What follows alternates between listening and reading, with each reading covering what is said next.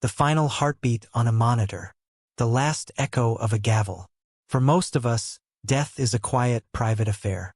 But for a select few, it is a public spectacle, a moment captured in history not by their crimes, but by the very last thing they chose to say.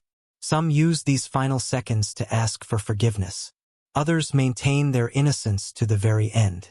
But there are those who, in the shadow of the execution chamber, utter words so strange, so cold, or so calculated that they force us to re-examine everything we thought we knew about them.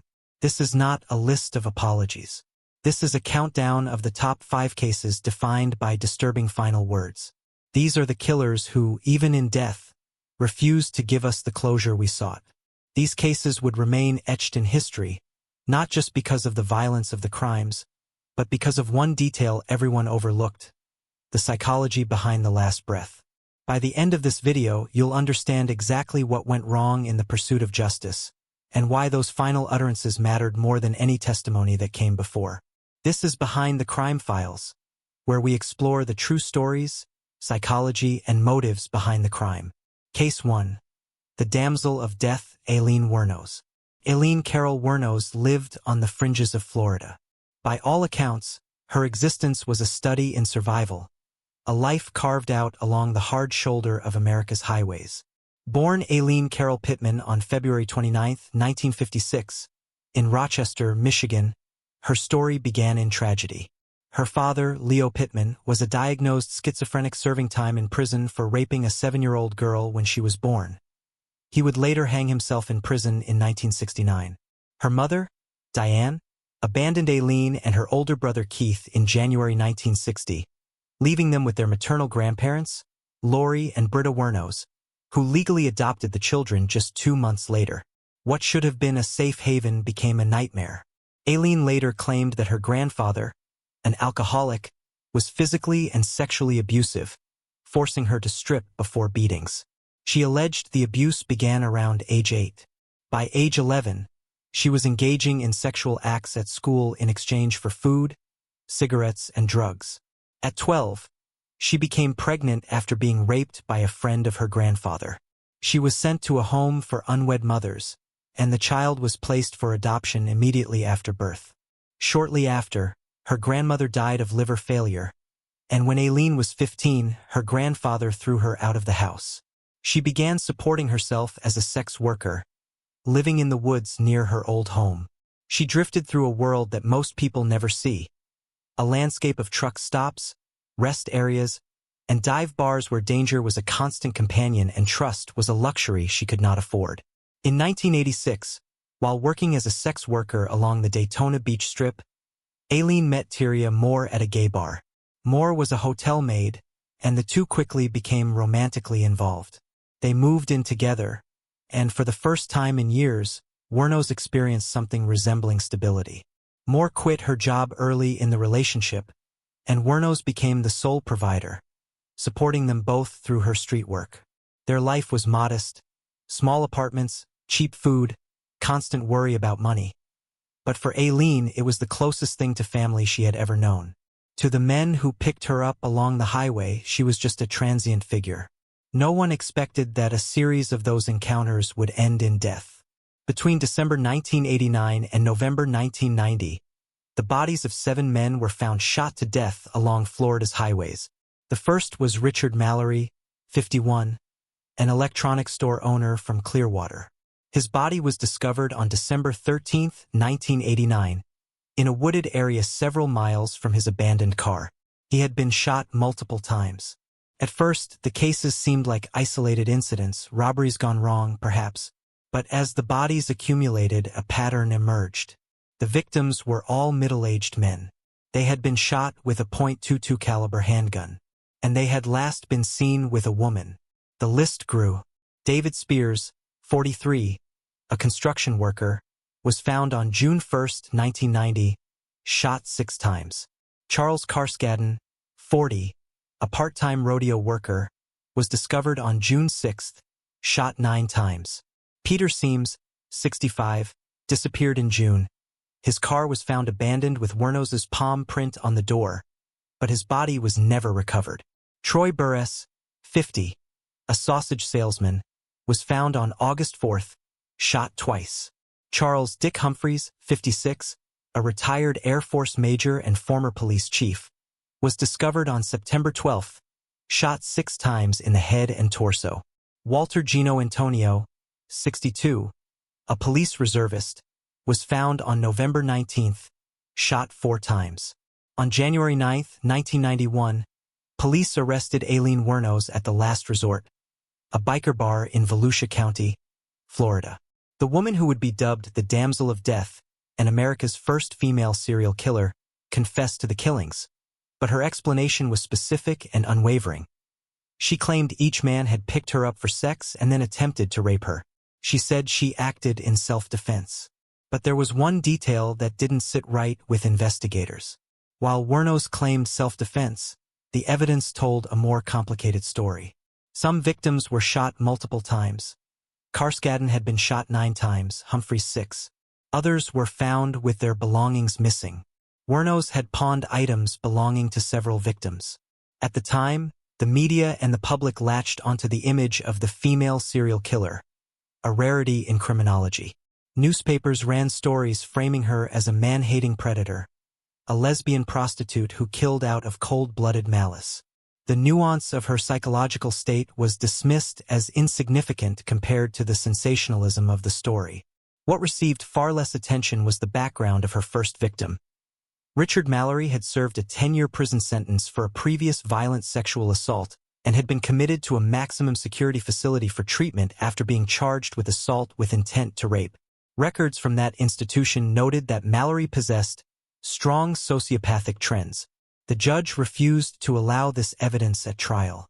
Criminal psychologists later noted something important about Wuornos's behavior during her trial and incarceration. She didn't act like a calculated predator in the traditional sense. Her emotional responses were erratic, ranging from aggressive outbursts to deep depression. During her sentencing, psychiatrists for the defense testified that Wuornos was mentally unstable and had been diagnosed with borderline personality disorder and antisocial personality disorder. But it was her need for control that defined her. Having been a victim of abuse and instability her entire life, abandoned by her mother, sexually abused by her grandfather, raped as a child, forced into survival sex work, the murders, whether defensive or predatory, were moments where she seized control of a situation she perceived as threatening. Michael J. Alber, a criminal defense attorney and managing partner at Alber Firm PC, explained that Wuornos's past sexual abuse and exploitation changed the way she viewed men, seeing them as dangerous and predatory. Having been abandoned by her mother and raised by an allegedly abusive grandfather, she likely felt that men could not be trusted and that she had to take control of her own fate. During her trials, Wuornos initially maintained that all the killings were in self-defense. But on March 31, 1992, she pleaded no contest to the murders of Humphreys, Burress, and Spears, stating she wanted to get right with God. In her statement to the court, she admitted, "I wanted to confess to you that Richard Mallory did violently rape me as I've told you, but these others did not. They only began to start to." This partial admission suggested that while the first killing may have been defensive, the subsequent ones were not, but they occurred in a context where Wuornos, conditioned by a lifetime of victimization, may have preemptively struck against men she believed would harm her. After years on death row, the state of Florida prepared to execute Aileen Wuornos by lethal injection on October 9, 2002. In the days leading up to her execution, she gave a series of interviews to British filmmaker Nick Broomfield, who had previously documented her case. He was convinced she had lost her mind completely. Wuornos claimed her mind was being controlled by sonic pressure, designed to make her appear crazy. She described her impending death as being taken away by angels on a spaceship. For her last meal, she declined the traditional request and instead accepted Kentucky Fried Chicken and French fries. As she was brought into the death chamber at Florida State Prison in Bradford County at 9:47 a.m., she was offered the chance for final words. She looked at the witnesses and said, "I'd just like to say I'm sailing with the Rock, and I'll be back like Independence Day with Jesus, June 6th, like the movie, big mothership and all. I'll be back." But the most disturbing part was still to come, or rather, it was in what those words actually meant and in the context of who was speaking them. This wasn't panic. It was a bizarre fusion of pop culture and delusion. References to the 1996 film Independence Day, in which aliens arrive in massive motherships, mixed with Christian imagery of Jesus and resurrection. The rock she mentioned sailing with was likely a reference to Jesus Christ as a spiritual foundation, but it was entangled with sci-fi apocalyptic imagery. She promised to return on June 6th, a date that carries its own ominous connotations. Her final words left the room in stunned silence. For decades, they have forced people to question whether she was of sound enough mind to be executed. In the days before her death, 2 separate efforts were made to stop the execution on grounds of mental incompetency. One letter to the Florida Supreme Court from a private lawyer expressed serious concerns about Ms. Wuornos' competency to be executed. Affidavits from 2 psychologists stated that Wuornos has suffered and continues to suffer a constellation of quite serious symptoms of profound mental illness, and was almost definitely suffering from a long-standing delusional process. The court dismissed these appeals without comment.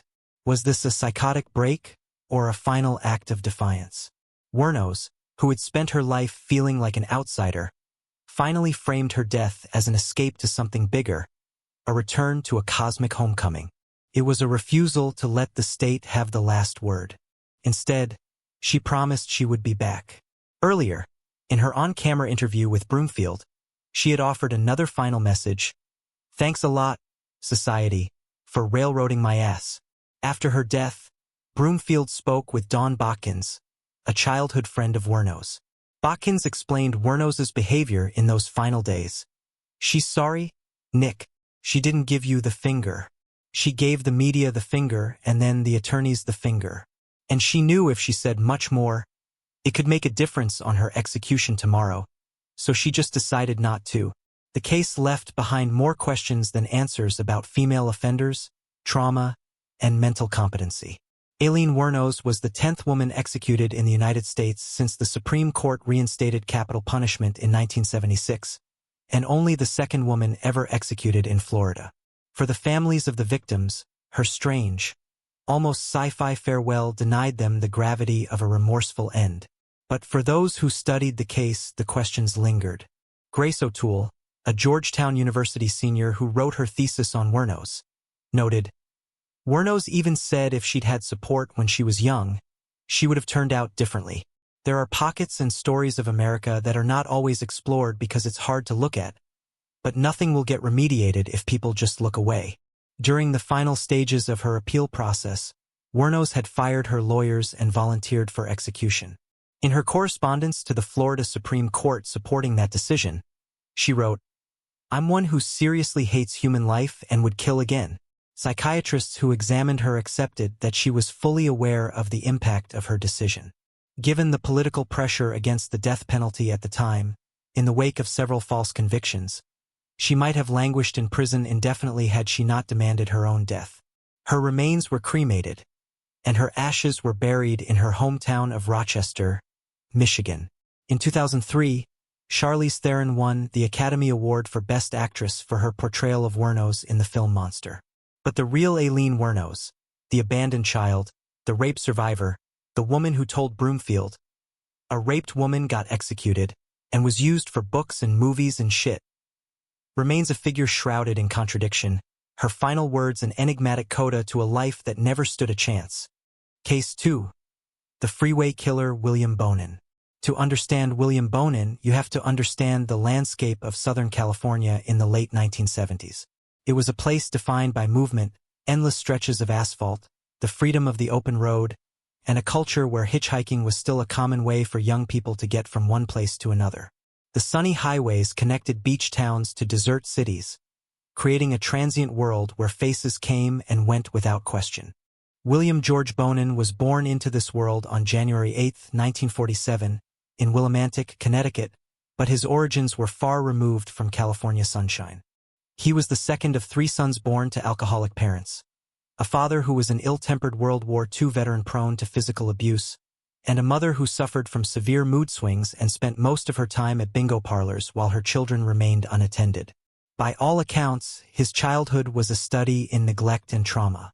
When Bonin was just 3 years old, His father gambled away their home, forcing the family to live with his maternal grandmother. At age 6, he was placed in a Catholic convent school where discipline was harsh and assault was commonplace. It was there, at age 8, that an older boy sexually assaulted him, an experience Bonin later described with disturbing detail, recalling that he asked the boy to tie his hands behind his back because it made him feel secure and less frightened. The abuse didn't stop there. During his teenage years, Bonin was placed in juvenile detention for petty crimes, where a male counselor molested him. His grandfather, who largely raised the boys, was a convicted child molester who had sexually abused Bonin's own mother. The pattern was set: abuse, neglect, and a complete absence of emotional safety. By his teenage years, Bonin held an intense interest in pedophilia but kept these feelings secret. He dropped out of high school in 1966 and joined the Air Force, serving as an aerial gunner in Vietnam and logging over 700 hours of combat time. He received a medal for gallantry after risking his life to save a wounded airman under enemy fire. But he also later confessed to sexually assaulting 2 soldiers under his command at gunpoint during his service. After an honorable discharge in 1968, Bonin returned home to discover that his fiancée had left him and married another man, taking their infant son with her. The rejection reportedly left him extremely frustrated. Within weeks, he committed his first known sexual assault, kidnapping and raping a 14-year-old boy, then doing the same to a 17-year-old hitchhiker. Between May 1979 and June 1980, along the very highways that symbolized California freedom, something happened that would change everything for dozens of families. William Bonin, now working as a truck driver in Downey, California, began a killing spree that would earn him the name the Freeway Killer. Bonin was convicted of murdering 14 young boys and men, though he confessed to 21 and is suspected in as many as 36 deaths. His method was predatory and systematic. He would drive the freeways looking for hitchhikers or runaways, vulnerable young people who would be easily overlooked. He would offer them a ride, sometimes under the pretense of offering drugs or money for sex. Once inside his van, he would handcuff them, sexually assault them, torture them, and then kill them, typically by strangulation, often using their own t-shirts as ligatures. He would then dump their naked bodies along roadsides, behind buildings, or in trash bins, treating human life as disposable refuse. The victims were as young as 12 years old. James McCabe was a 12-year-old boy on his way to Disneyland when Bonin and an accomplice picked him up. They assaulted him, beat him, strangled him with his own shirt, and left his body next to a dumpster. Charles Miranda was 15, picked up in West Hollywood, assaulted, and killed with a jack handle twisted into his shirt. Marcus Grabs was a 17-year-old German exchange student backpacking across America. He was stabbed 77 times. On many occasions, Bonin had accomplices. For young men who helped him locate victims, participate in assaults, and dispose of bodies. Vernon Butts, a construction worker and occasional magician, was involved in at least 12 murders before hanging himself in jail awaiting trial.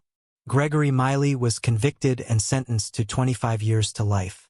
William Pugh, just 17 years old, received 6 years for voluntary manslaughter after cooperating with authorities.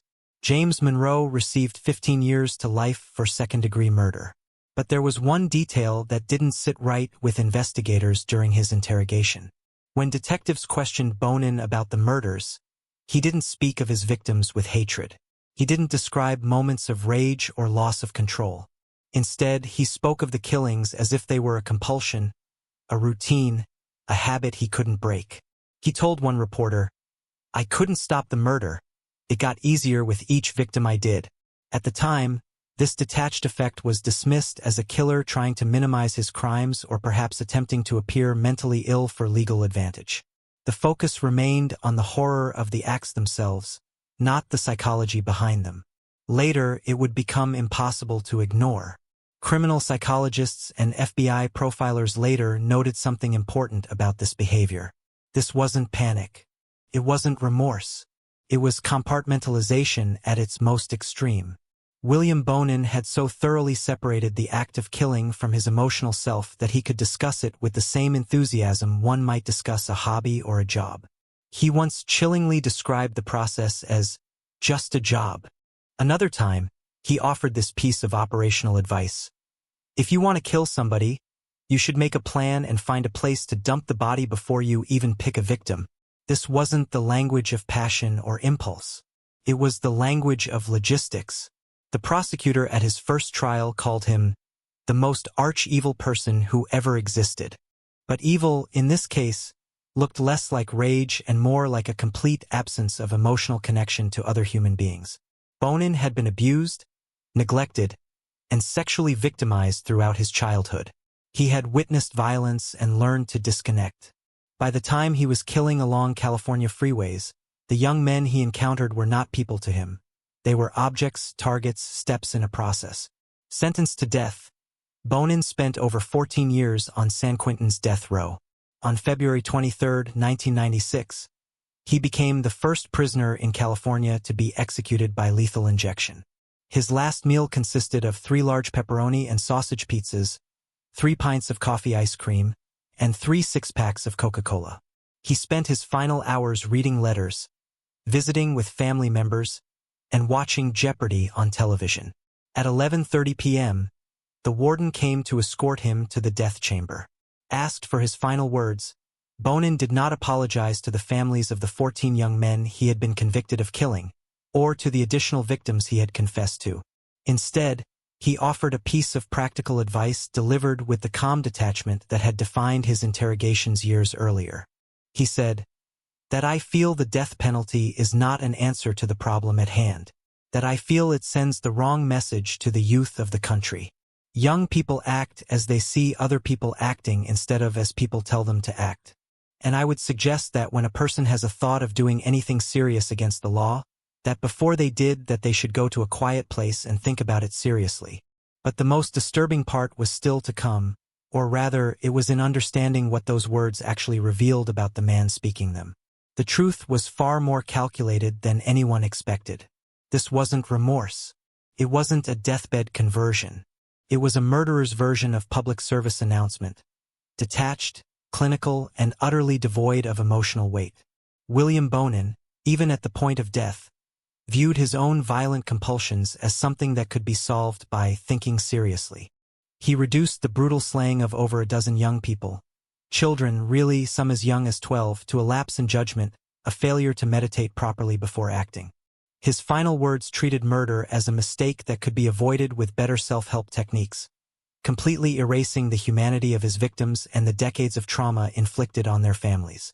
Earlier that day, in an interview with a reporter, Bonin had been asked if he had anything to say to the families of his victims, several of whom were at the prison waiting for his execution. He refused to show any remorse, saying, "I don't think that anybody in a situation such as I'm in, whether guilty or innocent, no matter what he would say would help in any way. I really don't. I think it just makes things worse. Those people feel I am guilty and feel when I am executed it will put a closure for them.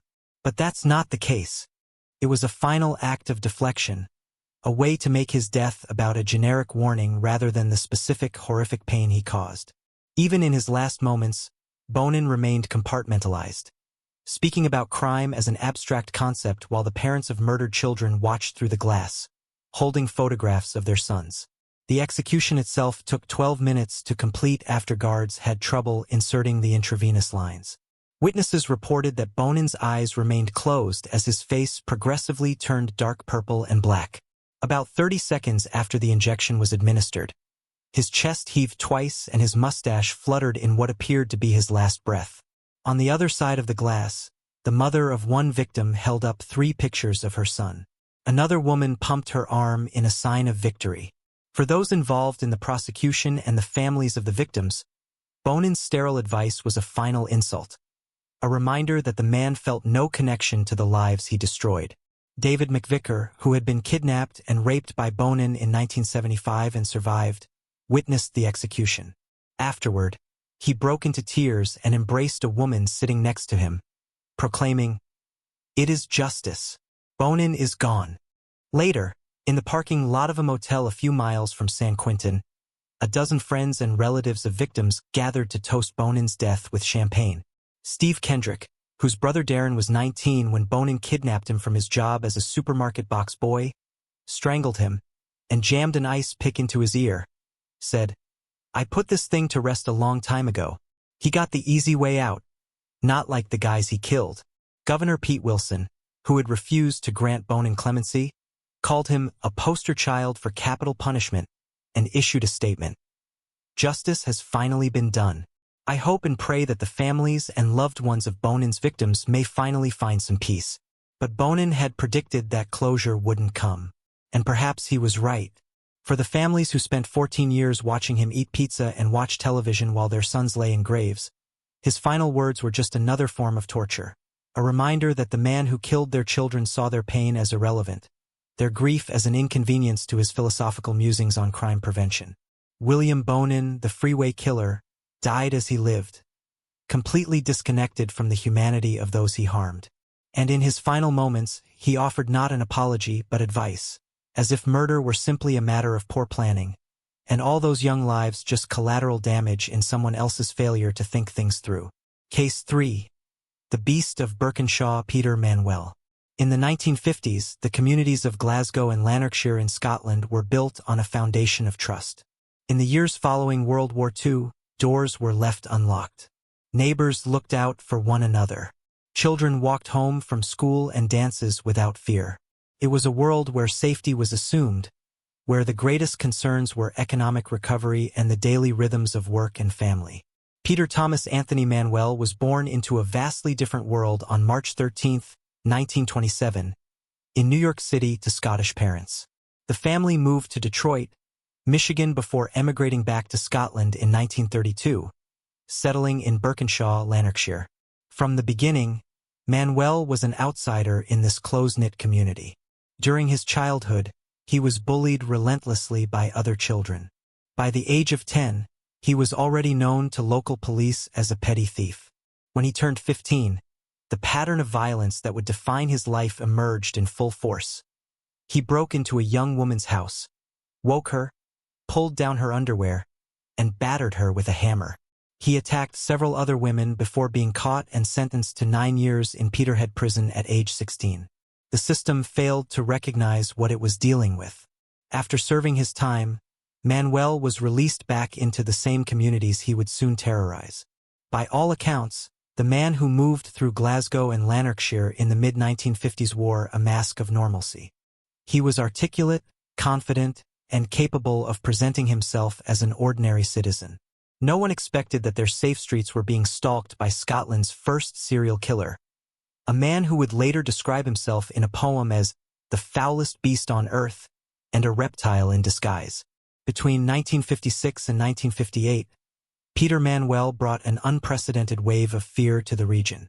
Over 2 years, he was responsible for almost a third of all killings in Scotland. He was convicted of murdering 7 people across Lanarkshire and southern Scotland and is believed to have murdered 2 more. On January 2, 1956, 17-year-old Anne Nylands became his first confirmed victim. Manuel stalked her at the East Kilbride golf course in the Calderwood area. He had met her the day before and accompanied her to a tea room. On the golf course, he raped her and then bludgeoned her to death with an iron bar. Although police questioned him about the murder, and he confessed to it 2 years later, Manuel escaped arrest when his father provided him with an alibi. On September 17, 1956, Manuel shot 3 people dead in their home in Burnside, Lanarkshire: 45-year-old Marion Watt, her 16-year-old daughter Vivian, and Marion's 41-year-old sister Margaret Brown. At the time of these murders, Manuel was out on bail for housebreaking at a nearby colliery. Officers investigating the Watt family murders suspected him, but for a time the main suspect became Marion's husband William, who had been on a fishing holiday in Ardrishaig. Witnesses claimed to have seen him on a ferry during the night, and he was arrested and held in Barlinnie prison for 2 months before being released when police realized they couldn't make the case stick. The miscarriage of justice came close to costing an innocent man his life. William Watt would very likely have been hanged if convicted. The police did not find any serious motive that might have led Watt to murder his family, though it emerged he had affairs during his marriage. Detectives searched the Crinan Canal for a murder weapon and blood-stained clothing, but the weapon was in another stretch of water further south. William what remained the main suspect until the Smart family murder just a few miles away, when police realized they had a serial killer on the loose. On December 8, 1957, Manuel is believed to have shot and killed 36-year-old Sidney Dunn, a Newcastle-upon-Tyne taxi driver, while looking for work in Newcastle. Dunn's body was found on moorlands in County Durham.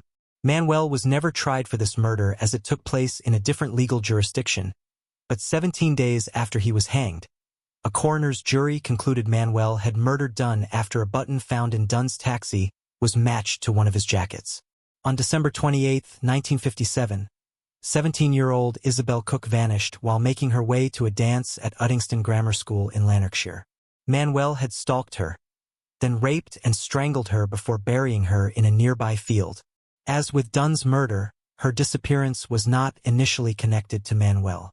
In the early hours of New Year's Day, January 1, 1958, Manuel committed his final known murders. He shot 45-year-old Peter Smart, his 42-year-old wife Doris, and their 10-year-old son Michael as they lay in their beds in Uddingston. After the murders, Manuel stayed in their house for nearly a week, eating leftovers from their hogmanay meal and even feeding the family cat. He then stole brand new banknotes that Peter Smart had kept for a holiday, took the family car, and dumped it nearby. In a display of audacity that would later chill investigators, Manuel gave a lift in the stolen car to a police officer who was investigating Isabel Cook's disappearance, even telling him that he felt the police were not looking in the right places. But there was one detail that unnerved police even before his capture. Manuel showed no emotional response to the crime scenes. He didn't flee the area. He inserted himself into the investigations, offering tips to police and even sending anonymous birthday and Christmas cards to the detective leading the inquiry to keep him on his toes. At the time, his brazenness was seen as arrogance. Later, it would become impossible to ignore as a sign of his complete lack of empathy. The breakthrough came when police retraced the Smarts' movements in the hours before their murder and discovered that 7 5-pound banknotes Peter Smart had withdrawn from his bank on New Year's Eve were missing from his residence. Manuel used these same banknotes to pay for drinks in several East End Glasgow pubs. After police arrested his father, Peter Manuel confessed to 8 murders and provided incriminating information only the perpetrator could have known. On January 14, 1958, police arrived at the Manuel's Birkenshaw residence armed with an arrest warrant. Manuel was sleeping at the time. Informed he was to be taken to Bells Hill Police Station for questioning, he replied, "You haven't found anything yet. You can't take me." Manuel was tried for these murders in a sensational trial at the Glasgow High Court. In a move that astounded everyone present, he sacked his lawyers and conducted his own defense. At one point, William what was called as a witness. Recently injured in a road accident, he appeared on a stretcher. Although the judge, Lord Cameron, admitted that Manuel conducted his defense with a skill that is quite remarkable, the killer was unable to convince the jury of his innocence. His defense contained highly implausible claims that Peter Smart had gone on a spree and killed his family and then himself, and that Peter Smart had been a friend who gave him keys to the Smart house. The jury found him guilty of all charges against him, except for the murder of Anne Nylands, which had been dropped due to insufficient evidence. Criminal psychologists later noted something important about Manuel's behavior throughout his trial and incarceration. During his time in prison, Manuel boasted of his crimes and composed an extraordinary poem that would serve as his epitaph. The poem read in part, "I'm Peter Anthony Manuel. In Barliney jail I lie, awaiting on a high court jury to sentence me to death. I know the jury's verdict will sentence me to death, for I'm Peter Anthony Manuel, the foulest beast on earth. I'm looking for not sympathy, for don't you realize, I'm Peter Anthony Manuel, a reptile in disguise. I did these deeds without a doubt. My guilt was found by law. I'm Peter Anthony Manuel, the rat of Birkenshaw." This wasn't the writing of a man experiencing remorse or fear. It was the self-mythologizing of a narcissist who saw himself as a character in a story, a figure of infamy who would be remembered. The poem concluded, "But my name will live forevermore, / in the storybook of crime." For Manuel, his identity as Scotland's Frankenstein was not a source of shame but of twisted pride.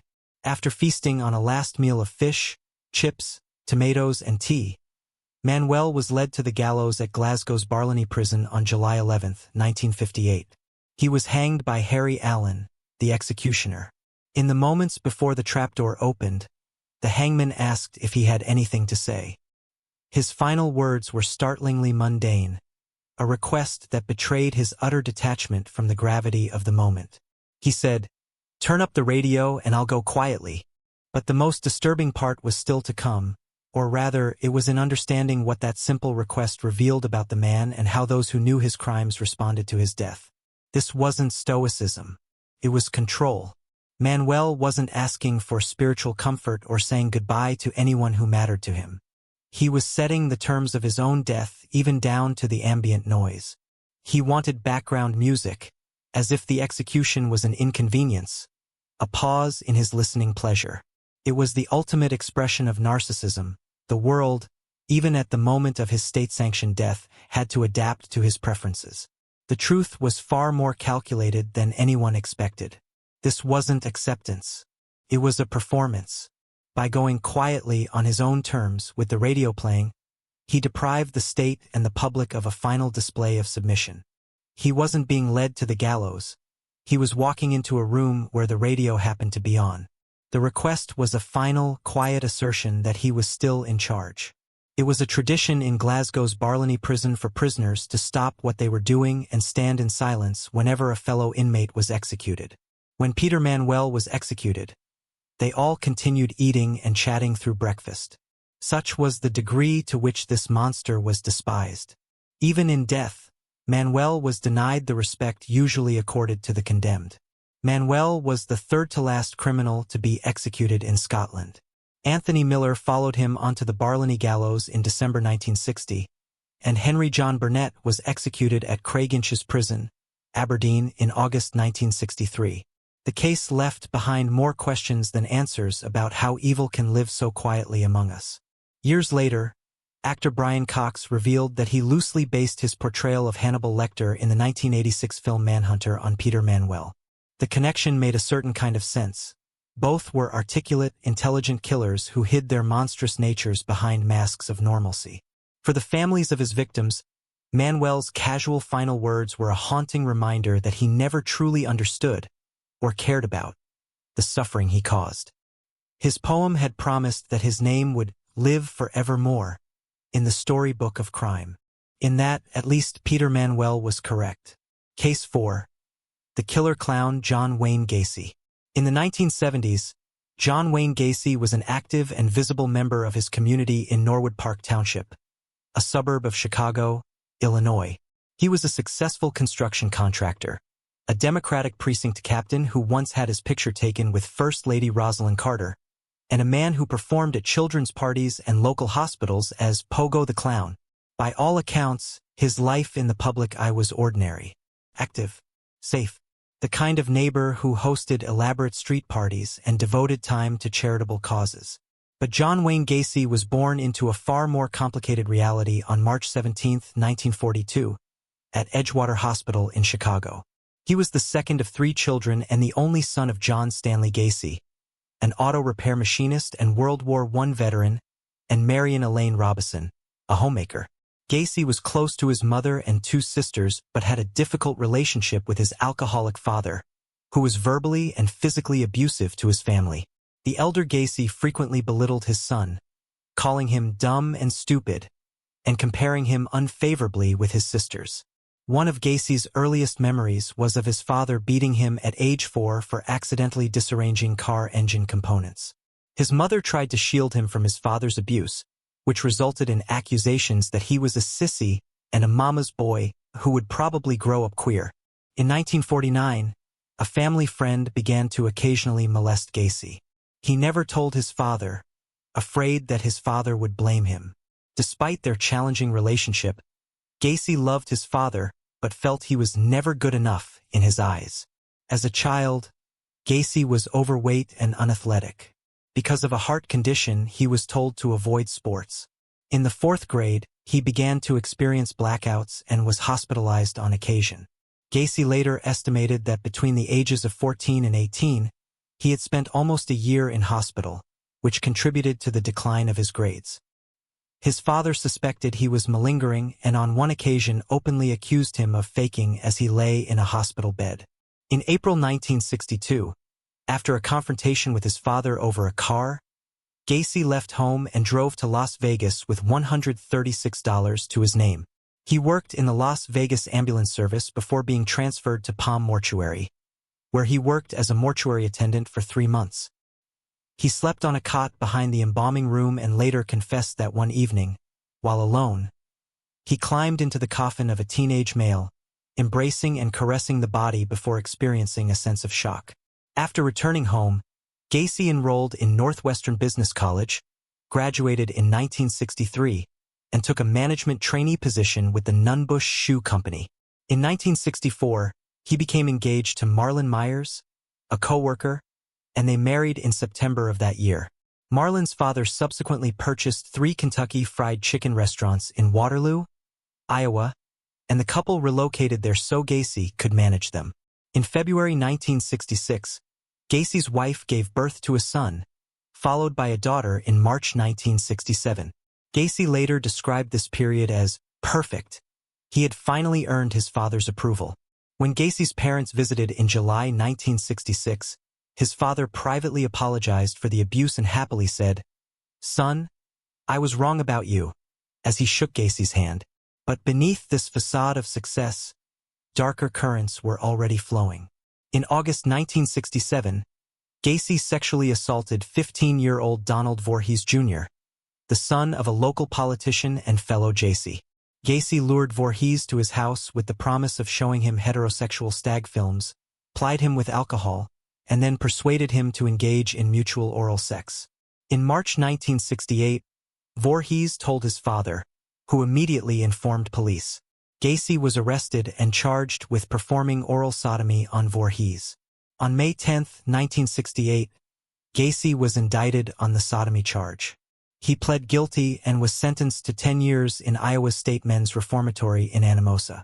His wife filed for divorce following the sentencing. After serving 18 months, Gacy was paroled in 1971 and moved back to Chicago. He went to work as a construction contractor and started his own business. In July 1972, he remarried a recently divorced woman he had met through mutual friends and, with financial assistance from his mother, moved into a house in Des Plaines.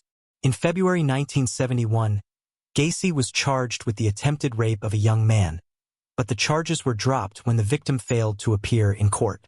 Between 1972 and 1978, John Wayne Gacy committed all of his known murders inside his ranch-style house. Typically, he would lure a victim to his home and dupe them into donning handcuffs on the pretext of demonstrating a magic trick. He would then rape and torture his captive before killing them by either asphyxiation or strangulation with a garrote. On the night of December 11, 1978, something happened that would change everything. 15-year-old Robert Piest, a high school sophomore, disappeared shortly after leaving work at a pharmacy where Gacy had recently completed a remodeling job. The boy's mother notified police, and investigators soon learned that Gacy was the last person seen with him. When they ran a background check, they discovered his prior conviction for sodomy. At first, it didn't seem alarming. Gacy was a known figure, a businessman with political connections. But when investigators obtained a search warrant for Gacy's home, they began to uncover horrors that would define American true crime for decades. During the initial search, a rancid odor was noticed in the crawl space beneath the home, but it was dismissed as faulty sewage lines. However, a review of seized evidence revealed that a ring found in Gacy's house belonged to another teenager who had disappeared a year earlier. On December 22, 1978, Gacy confessed to police, telling them that he had murdered approximately 33 young men over the past 7 years. He drew them a detailed map to the locations of 28 shallow graves under his house and garage and admitted to dumping 5 others into the Des Plaines River. A total of 29 bodies were recovered on his property, and 4 more were discovered in the river. Gacy told detectives that there were 4 distinct personas: John the contractor, John the clown, and John the politician. The fourth went by the name of Jack Hanley. Jack was the killer and did all the evil things. This compartmentalization allowed Gacy to maintain his public life while committing atrocities in private.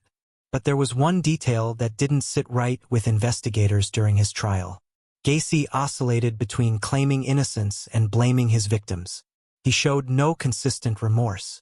He was examined by psychiatrists who noted his complete denial of responsibility for everything that had happened to him. He presented himself as a victim of circumstances and blamed other people who were out to get him. At the time, his manic behavior was dismissed as the antics of a narcissist. Later, it would become impossible to ignore as the mask slipping. His murder trial began on February 6, 1980, in the Cook County Criminal Courts building in Chicago. The defense strategy was to establish that Gacy was insane and out of control at the time of the killings, putting psychiatrists on the stand who had interviewed him. After closing arguments, the jury deliberated for only 2 hours before finding Gacy guilty of murdering 33 people. On March 13, 1980, he was sentenced to death. Criminal psychologists later noted something important about this behavior. This wasn't a loss for words or a lack of understanding. It was the final act of a man who enjoyed provoking outrage. Gacy, who had hidden behind a facade of normalcy and charity, was fundamentally a narcissist who could not accept responsibility for his actions. He had created Jack Hanley as a separate entity to compartmentalize his crimes, allowing John to continue functioning in society. This psychological splitting meant that when confronted with his guilt, he could genuinely feel that some other part of him was responsible. In a phone interview shortly before his execution, Gacy told a reporter, "There's been 11 hardback books on me, 31 paperbacks, 2 screenplays, 1 movie, 1 off-Broadway play, 5 songs, and over 5,000 articles. What can I say about it?" But then, in characteristic fashion, he protested, "I have no ego for any of this garbage." After 14 years on death row at Menard Correctional Center, Gacy was transported to Stateville Penitentiary near Joliet for execution. On May 9, 1994, he sat down for his last meal. Fried chicken, French fries, strawberry shortcake, and a Coke. Prison officials later described his demeanor as chatty, talking up a storm. Just after midnight on May 10, 1994, Gacy was executed by lethal injection. For his last words, he looked at the witnesses and snarled 3 words, "Kiss my ass." But the most disturbing part was still to come, or rather, it was in understanding what those 3 words meant to the families who had waited 14 years for this moment. The truth was far more calculated than anyone expected. This wasn't a spontaneous outburst of anger. It was planned. Gacy knew the cameras were there, knew the families of his 33 victims were watching through the glass. He had 14 years to think about his final statement, and he chose 3 words designed to maximize pain and minimize his own accountability.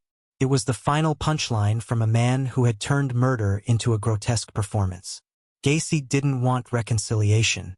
He didn't want to ask for forgiveness. He wanted the last insult.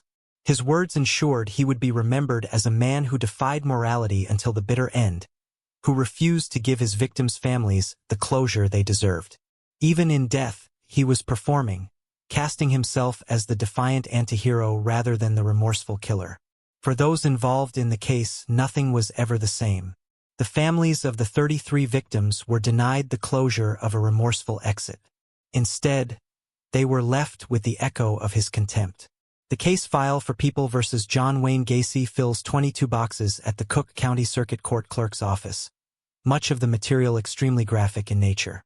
To this day, American police still haven't identified all the victims. 5 remain unknown. Many believe Gacy's crimes extended far beyond the 33 for which he was convicted. John Wayne Gacy, the killer clown, died as he lived, behind a mask. In his final moment, he dropped the mask of the friendly neighbor and community volunteer, revealing the contempt that had always lain beneath. "Kiss my ass" wasn't just an insult. It was the truth of who he really was. Case 5, the calculated predator, Ted Bundy. Theodore Robert Bundy lived in multiple states across America, but his presence was felt most acutely in the Pacific Northwest, Utah, Colorado, and Florida. By all accounts, he was the embodiment of success to those who knew him superficially. He was intelligent, charming, and studying psychology at the University of Washington.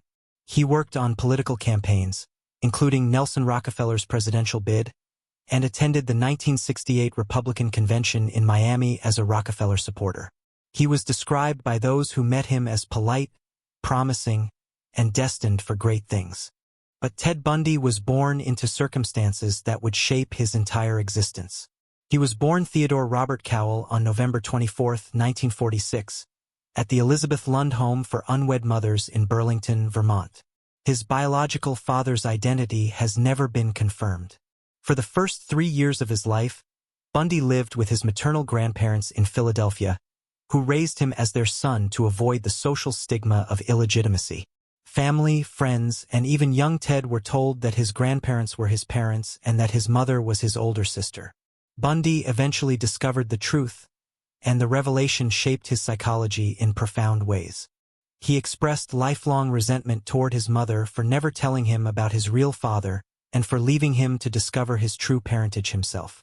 His grandfather, Samuel Cowell, was described by Bundy and other family members as a tyrannical bully who beat his wife and dog, swung neighborhood cats by their tails, and expressed racist and xenophobic attitudes. He would sometimes speak aloud to unseen presences. In 1950, Louise moved with Ted to Tacoma, Washington, to live with relatives. In 1951, she married Johnny Culpepper Bundy, a hospital cook, who legally adopted Ted. Though Johnny tried to include his adopted son in family activities, Bundy remained emotionally detached, later complaining that Johnny was not his real father. Bundy's childhood was marked by disturbing behavior. His younger sister recalled awakening from a nap to find herself surrounded by knives from the kitchen, with her 3-year-old nephew standing by the bed, smiling. A childhood neighbor described him as a bully who enjoyed terrifying people, who hung a stray cat from a clothesline, doused it in lighter fluid, and set it on fire. He built makeshift punji traps around the neighborhood, injuring at least one girl. Despite these warning signs, Bundy presented a facade of normalcy throughout his school years. He was a good student at Woodrow Wilson High School in Tacoma and was active in a local Methodist church. Socially, however, he remained shy and introverted. He would later say that he hit a wall in high school and was unable to understand social behavior, stunting his social development. He maintained a facade of activity, but he had no natural sense of how to get along with others. During his university years, Bundy worked at a Seattle Safeway store and later as a night shift volunteer at Seattle's suicide hotline, where he met and worked alongside former Seattle policewoman and future crime writer Ann Rule, who would later write one of the definitive biographies of Bundy, The Stranger Beside Me. He began a relationship with a fellow student, Stephanie Brooks, a pseudonym, who ended the relationship after her 1968 graduation, citing Bundy's immaturity and lack of ambition. The breakup threw Bundy into a deep depression. He dropped out of college and traveled east, where he visited his birthplace in Vermont and uncovered the truth about his parentage. After this discovery, those who knew him noted a change. He became more focused and dominant. He re-enrolled at the University of Washington, became an honors student, and was well-liked by his professors. In 1969, he began dating Elizabeth Klopfer, a divorced secretary with a daughter, who fell deeply in love with him. They would continue dating for more than 6 years, until he went to prison for kidnapping in 1976. In the summer of 1973, Bundy reconnected with his ex-girlfriend Stephanie Brooks on a business trip to California. He presented a new image, a serious, dedicated professional who had been accepted to law school. He courted her throughout the year while continuing to date Klopfer, and Brooks accepted his marriage proposal. 2 weeks after New Year's 1974, he unceremoniously dumped her, refusing to return her phone calls. A few weeks after this rejection, Bundy began a murderous rampage in Washington state. Between 1974 and 1978, Ted Bundy confessed to at least 30 murders across 7 states, though the true number is suspected to be higher. He targeted young women, often feigning injury or authority to win their trust. He would approach them in public, sometimes on crutches or with his arm in a sling, asking for assistance. Once they were near his vehicle, he would beat them unconscious, restrain them with handcuffs, and take them elsewhere to be sexually assaulted and killed. He frequently revisited the bodies, grooming and performing sex acts on the corpses until decomposition made further interactions impossible. He decapitated at least 12 victims, keeping their severed heads as mementos. In Washington state, young, attractive female college students began disappearing. Witnesses pointed to a Volkswagen Beetle and a young man on crutches or with an arm in a sling.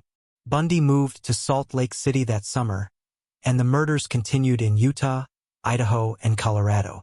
In August 1975, police arrested Bundy after pulling him over in his Volkswagen and finding suspicious items, including handcuffs, rope, and a ski mask that investigators later linked to missing women. In February 1976, he was found guilty of kidnapping and assaulting a Utah teenager who had managed to escape from him, landing in prison for up to 15 years. Meanwhile, investigators from multiple states were piecing together the string of murders. In 1976, Bundy was charged with killing a vacationing nursing student and found himself in Aspen, Colorado, in June 1977 for a preliminary hearing. Left alone at one point, he let himself out of a second-story window, jogged down Main Street, and disappeared. He was located in Aspen a few days later, but he bided his time and seized another opportunity for escape on New Year's Eve 1977, slipping through an opening in the ceiling of his cell and sneaking out through the jailer's office. A nationwide manhunt followed, with the FBI playing a central role. On February 10, 1978, Bundy was added to the FBI's 10 most wanted fugitives list. Tragically, he continued his murder spree while on the run. On the evening of January 14, 1978, he invaded a Florida State University sorority house, brutally killing 2 co-eds and leaving a third with serious injuries. Around 1:30 a.m. on February 15, 1978, a Pensacola police officer noticed a stolen orange Volkswagen Beetle driving west on Cervantes Street and ordered the car to pull over. Bundy resisted but was eventually taken into custody. The officer had no idea who was inside the car, but Bundy was quickly identified with the help of the FBI's fugitive flyer. But there was one detail that didn't sit right with investigators even after his capture. Bundy refused to take a plea deal that would have saved him from death row. He insisted on representing himself in court. At the time, this was dismissed as ego. Later, it would become impossible to ignore as the ultimate sign of his pathology.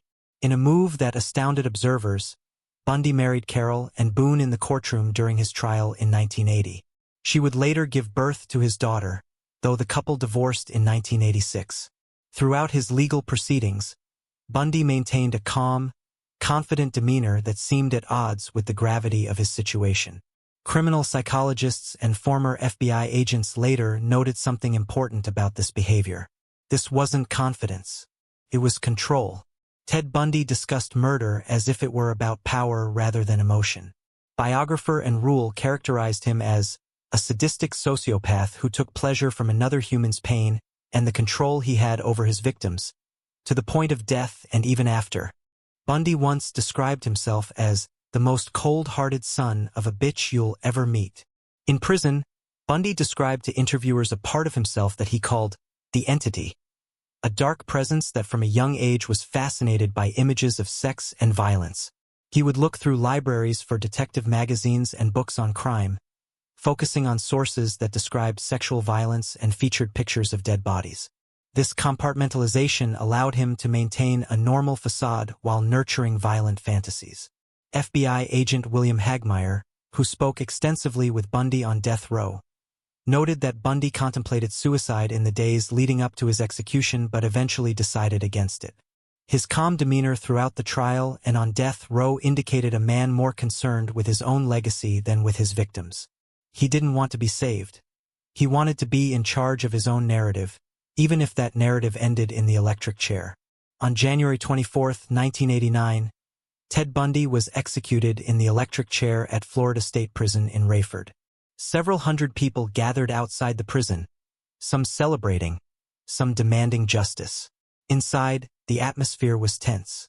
When offered the opportunity for last words, the notorious serial killer, who had terrorized a nation, did not rage or confess further. He replied with unexpected serenity, "I'd like you to give my love to my family and friends." Then, more than 2,000 volts were applied across his body for less than 2 minutes. He was pronounced dead at 7:16 a.m. Outside, the crowd cheered when they saw the signal that Bundy had been declared dead. But the most disturbing part was still to come, or rather, it was in understanding the calculated nature of those simple, almost gentle words. The truth was far more calculated than anyone expected. This wasn't a deathbed conversion. It was the final manipulation. Bundy, who had spent his life charming his way into the trust of victims and authorities alike, used his final seconds to appear human. He didn't mention his victims. He didn't ask for their forgiveness. He didn't acknowledge the 30-plus young women he had confessed to killing, or the many more he was suspected of murdering. He asked for his own family to be remembered. FBI agent William Hagmaier, who had spoken with Bundy extensively, understood that this calmness was the ultimate expression of his narcissism. Even in death, Bundy was performing. He wanted the world to remember him not as a monster but as a man with family and friends who loved him. It was a calculated act designed to leave the world with the image of a normal man, not a killer. He controlled his narrative until the very end, refusing to give his victims the acknowledgement they deserved. Earlier, Bundy had confessed to over 30 murders to investigators like Hagmaier and King County Detective Robert Keppel, providing details that only the killer could know. But in his final public moment, he chose to erase those confessions and present himself as simply a man saying goodbye to loved ones.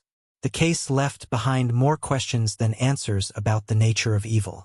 For the families of the 30-plus women, Bundy's final words were a final theft, stealing even the acknowledgement of their loved one's humanity. He could have used his last breath to direct investigators to more victims, to provide closure to families still waiting for answers. Instead, he chose to focus on himself. Ted Bundy, the calculated predator who used charm as a weapon, died exactly as he had lived, controlling the narrative, manipulating perceptions, and refusing to acknowledge the humanity of those he destroyed. His final words were not an apology. They were not a confession. They were a reminder that, for some killers, the performance never ends. Not even in the electric chair. These 5 cases span decades, countries, and different types of violence. But they share a common thread. In their final moments, each killer chose words that revealed more about their psychology than any trial testimony ever could. Peter Manuel asked for the radio to be turned up, treating his execution as an inconvenience rather than a reckoning. John Wayne Gacy snarled, "Kiss my ass," refusing to give his victims' families the dignity of a remorseful exit. Ted Bundy asked for his love to be given to his family, performing normalcy until the very last second. Do you believe these final words were driven by genuine mental disturbance, or were they calculated acts of control? Specifically, when you look at Ted Bundy, was his serene farewell a sign of peace, or was it the final manipulation of a man who needed to control how the world saw him? What do you think investigators and psychologists missed about these men based on how they exited the world? If you're interested in the psychology and stories behind real crimes, not just the events, but the why behind the behavior, subscribe to Behind the Crime Files. We explore the true stories behind the crimes, the psychology, and the motives that drive the unthinkable. Thank you for watching.